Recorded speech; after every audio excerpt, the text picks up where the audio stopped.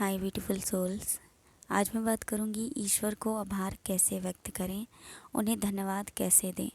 तो आज मैं इसके बारे में एक उदाहरण के द्वारा समझाने वाली हूँ, जिसके द्वारा आप ईश्वर के प्रेम को, उनके बलिदान को महसूस कर पाएंगे और जान पाएंगे कि हमारे पास अनगिनत चीज़ें हैं, एक नहीं अनगिनत चीज़ें हैं ईश्वर को आभार व्यक्त करने के लिए, उन्हें धन्यवाद देने के लिए।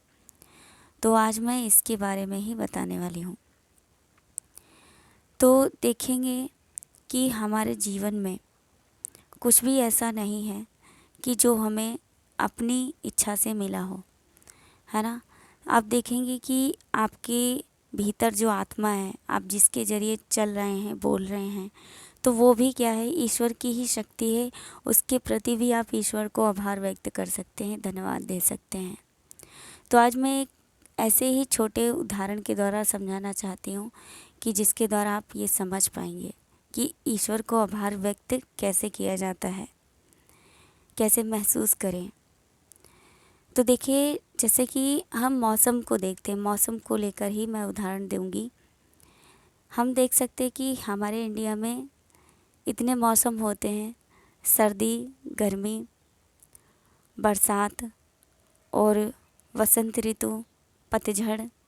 तो ये सभी मौसम आते आते हम देखते हैं कि कितने परिवर्तन होते हैं हमारे जीवन में, और वो परिवर्तन किसके लिए है, किसके लाभ के लिए है, ये हमारे लिए ही है।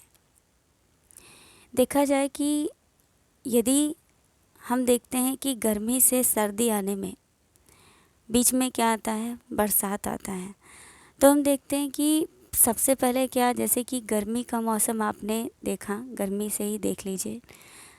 तो यहाँ पर आप ये देख सकते हैं कि शरद ऋतु आने में कितना वक्त लगता है।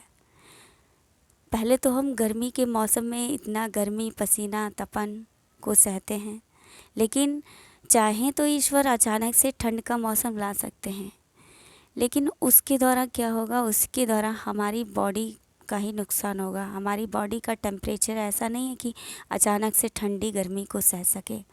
देखा ना, अचानक से अगर कभी भी ऐसा होता है ना कि ज़रा सा भी मौसम में परिवर्तन आता है तो हम बीमार होने लगते हैं, है ना। तो ईश्वर चाहे तो ठंड का मौसम अचानक से आ सकता है, लेकिन ठंड का मौसम आते आते कितनी प्रक्रियाएं होती हैं। तो आप देख सकते हैं कि पहले ठंड का मौसम आने से पहले बरसात आती है, धीरे धीरे मौसम ठंडा होता है ताकि आपकी बॉडी का जो टेम्परेचर है उसके अकॉर्डिंग बनता जाए, है ना। तो आप उसके द्वारा ये महसूस कर पाते हैं कि सच में ईश्वर आपसे कितना प्रेम करते हैं, कि जब धीरे धीरे वो परिवर्तन आता है मौसम में, तो हमारी बॉडी का टेम्परेचर, यानी कि बॉडी भी उसी मौसम के अकॉर्डिंग ढलती जाती है, तो वो टेम्परेचर भी सहने योग्य बनती जाती है। उसी तरह से मैं ज़रूरी नहीं कि साइंस के अकॉर्डिंग ही आपको समझा पाऊँगी, लेकिन आप थोड़ा सा ध्यान दीजिएगा, समझने की कोशिश करिएगा कि मैं यहाँ पे क्या समझाना चाह रही हूँ, है ना। तो सच में देखिएगा, हर एक मौसम आते वक्त कितना परिवर्तन होता है, और अचानक से कोई भी चीज़ें नहीं होती हैं। वो इसीलिए नहीं होती हैं क्योंकि हम नहीं सह पाएंगे।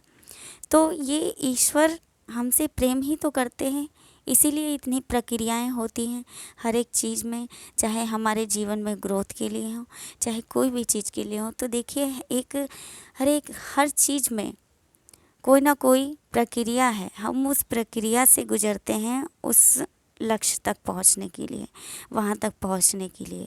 तो चाहे कोई भी चीज़ हो, है ना। तो इसी तरह से आप देख सकते हैं कि ईश्वर हमसे कितना प्रेम करते हैं, कि हमारी छोटी से छोटी बातों का और छोटी से छोटी हर एक चीज़ का ध्यान रखते हुए उन सभी चीज़ों को करते हैं, है ना। तो आप ध्यान दीजिएगा और महसूस करने की कोशिश कीजिएगा कि ईश्वर हमसे कितना प्रेम करते हैं, और ईश्वर को धन्यवाद देने के लिए हमारे पास अनगिनत चीज़ें हैं जिसके द्वारा आप ईश्वर को आभार व्यक्त कर सकते हैं, और प्रतिदिन हर क्षण आप धन्यवाद दे सकते हैं।